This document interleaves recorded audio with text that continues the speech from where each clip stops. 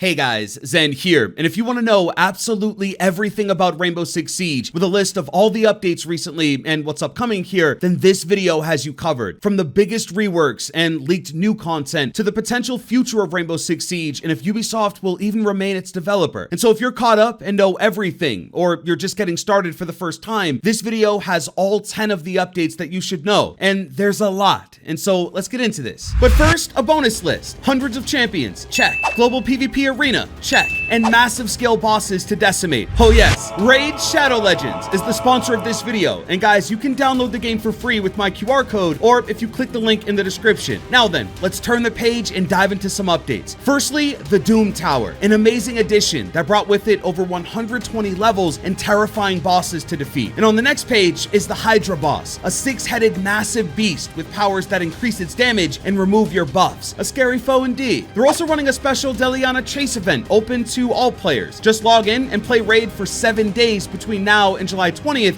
and you'll get Deliana for free. And for all new players, use code MyDeliana in-game through July 20th to get 50 XP brews to max your legendary hero to level 50, as well as a ton of silver. And so guys, there's never been a better time to get started. And if you use my link or scan the QR code right here, new players will get a free starter pack worth almost $30 to kickstart your game. You'll get a free champion Tayrell, 200k silver, 1 XP boost, 1 energy refill, and the 1 ancient shard, so you can summon an awesome champion as soon as you get in game. You'll find your rewards right here in your inbox for the next 30 days only. And that's it. Just click the link and I'll see you in game. So then, to start this list at number 1 is actually the number 1 operator currently in Rainbow Six Siege, and that's Finka. Finka has actually taken the top operator spot on attack, surpassing Ashe, Iana, and Ace, all for 2 main reasons. Now, her nano boost gives actual health, and she can get herself back up if she's down, but also because of the incredible 6p41 LMG. This combination, that also includes frag grenades, has boosted Finka's pick rate, and the devs have said that both Finka and LMGs are getting a nerf. Now, it's important to note that they mean all LMGs in Siege will be getting adjusted, because currently, LMGs dominate the meta, and there are some others that are extremely powerful, like Zophia's LMG-E and Gridlock's M249 Saw. As for the nerf, there are virtually no drawbacks to using an LMG. The reload time is really the only downside, and that doesn't really apply with weapons like the Saw. There's all the benefits of an AR, and sometimes even better perks like reduced recoil and more sight options on LMGs that make them a superior choice right now. A lot of people have said to slow attackers down and reduce mobility further if you have one equipped, which makes sense because it is a much bigger, heavier weapon. Once an operator has become number 1, there's always change to follow, and Finka is now on the chopping block and LMGs are right there next to her. Next at number 2 is one of the most powerful buffs in all of Siege, and it's for Rook. This operator has always been pretty consistent with a gadget that isn't too fancy and is both helpful and simple. But after this change, he'll become top tier. Rook's Vest will give everyone with one on the ability to self-revive after they've been down. Now, Rook's gadget has always been about taking more damage than usual or putting you in a down state when damage would otherwise eliminate you. But this goes a step further and allows you to remove the bullets from the vest and get back up. Even crazier is that at least with this early look, you get up with 20 health, which is a nice chunk of health to continue the round, and at least more than Zofia ever got with her self-revive. It's a major upgrade for this operator, and it's pretty clear they're doing it because they've made all new animations and had it on a build of the game. Now, of course, it is still early, and it may never become a reality, but if it does make it to the live game, it'd mean Rook gives his entire team the ability to get back up without the help of others. And yes, one downside is that it seems to take a long time to do it successfully, but a revive is a revive and can shift the outcome of a round, especially if every defender can do this. I like it. I think Rook could use a buff, and it makes him even more viable than he is now. Third on the list is where Rainbow Six Siege can take a huge turn in a different direction,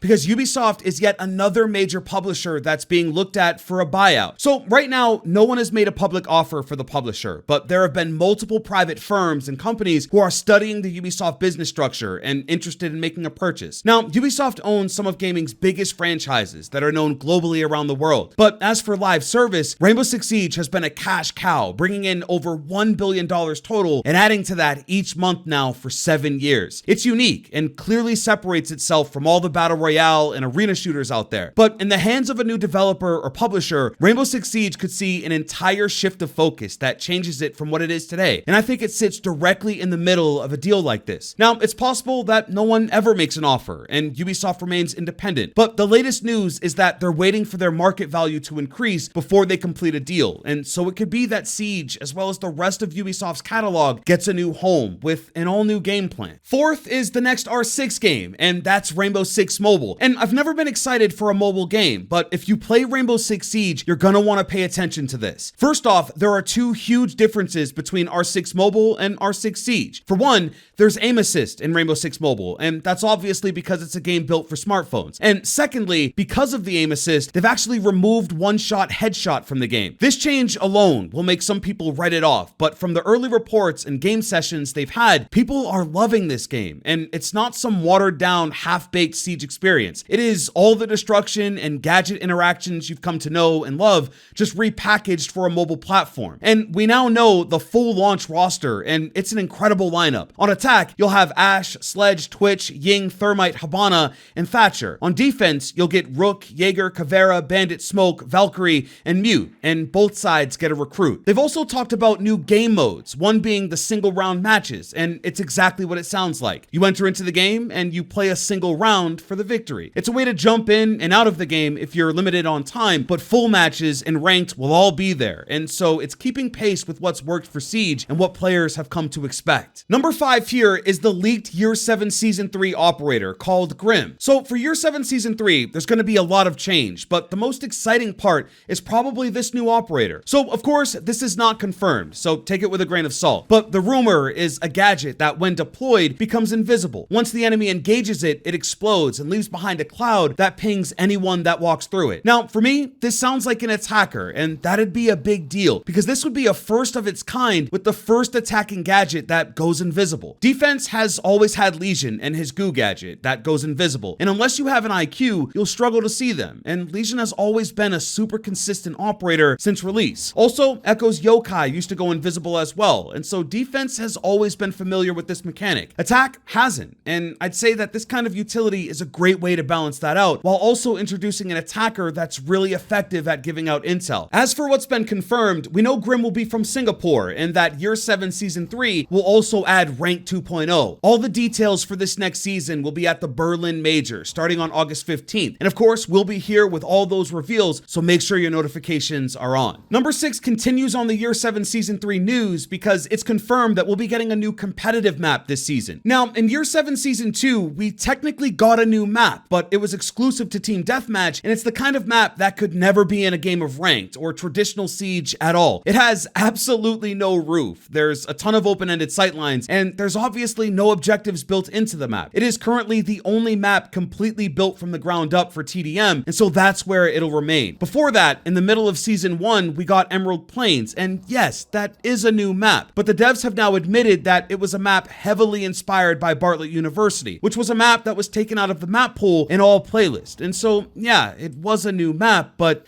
also not really. In Season 3, it'll be an all-new competitive map, which also says to me that it'll have a place in Ranked, because anytime a new map or rework won't be in Ranked, they make sure to say it's a casual map, and so this one, I think, makes it into the full game. Moving on to number 7 is a win for anyone who plays games online. Now, a while back, we talked about a lawsuit that both Bungie and Riot Games entered into against a big-time cheat maker. In the end, those cheat devs paid nearly $2 million in damages. Since then, Bungie filed a lawsuit back in August of last year, and the cheat makers have just settled the lawsuit for a sum of $13.5 million.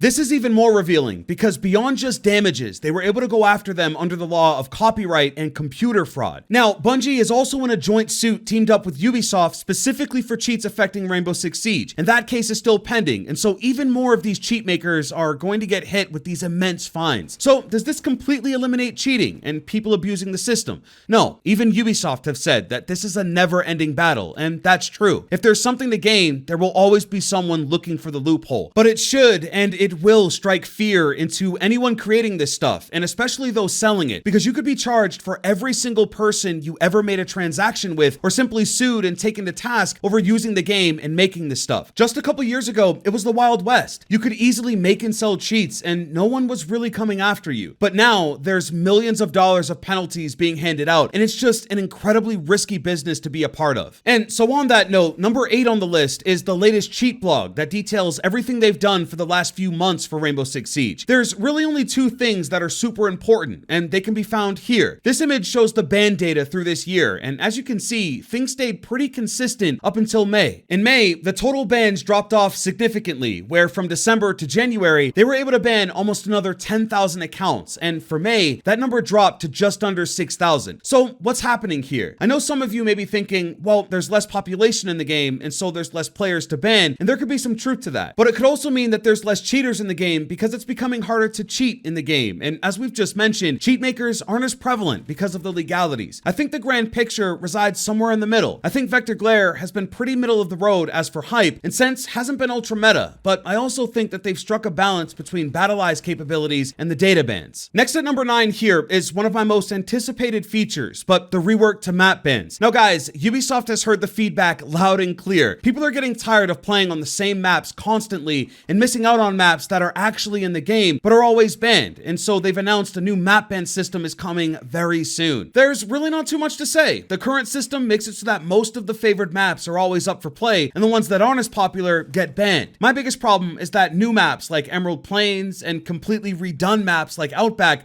aren't even given a chance, because once they enter the map pool, they get banned, and so people don't even get the chance to learn the map and make a clear decision. And so map bans are getting redone, which means that you should see more maps, and that's honestly refreshing. And finally, at number 10 is the Year 7 Season 2.1 patch. It fixes an issue with Mira that allowed explosives to eliminate enemies through the Black Mirror, regardless of which side they're on. As you can imagine, that was a huge problem, and they've also fixed a bunch of other bugs that have come up after the most recent content drop. And now that you've got these 10 updates, you're totally caught up. But this video on your screen will go in even more depth with some of this stuff, and also talk about Sense and why there could be even more than 100 operators in Rainbow Six Siege. Guys, click on the video to check it out, and I'll see you in the next one. Hey, I'm out.